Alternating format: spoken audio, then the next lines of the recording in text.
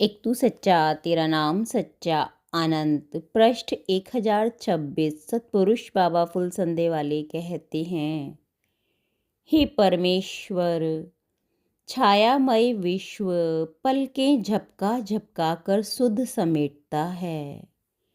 फिर कोई निंद्रा आती है, फिर कोई तंद्रा आती है और अचेत करके दूर ले जाती है। किसी को कुछ भी पता नहीं चल पाता। सतपुरुष कहते हैं, हे देवपुत्रों, एक बार भगवान पार्श्वनाथ गंगा किनारे घूम रहे थे। वहाँ पर कुछ तपसी आग जलाकर तपस्या करते थे।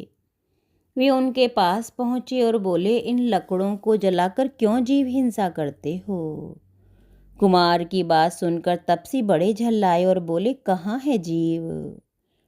लव कुमार ने तपसी के पास से कुल्हाड़ी उठाकर लकड़ी को चीरा तो उसमें से नाग और नागिन का जलता हुआ जोड़ा निकला। कुमार ने उन्हें मरणोन्मुख जानकर उनके कान में मूल मंत्र दिया और दुखी होकर चल दिए। इस घटना से उनके हृदय को बहुत वेदना हुई।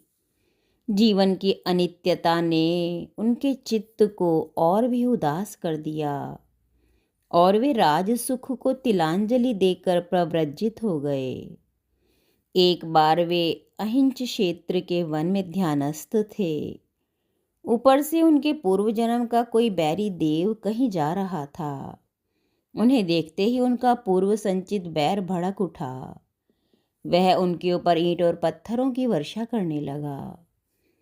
जब उससे भी उसने भगवान के ध्यान में विघ्न पड़ता ना देखा तो मूसलाधार वर्षा करने लगा। आकाश में मेघों ने भयानक रूप ले लिया। उनके गर्जन तर्जन से दिल दहलने लगा।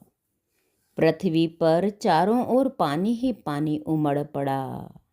ऐसे घोर उपसर्ग के समय जो नाग और नागिन मरकर पाताल लोक में धर्मेंद्र और पद्मवती हुए थे, वे अपने उपकारी के ऊपर उपसर्ग हुआ जानकर तुरंत आए।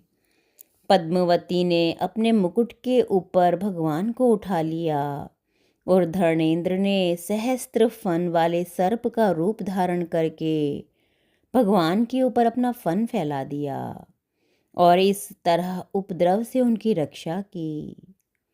उसी समय पार्श्वनाथ को कैवल्य ज्ञान की प्राप्ति हुई। उस बैरी देव ने उनके चरणों में शीश नवाकर उनसे क्षमा याचना की।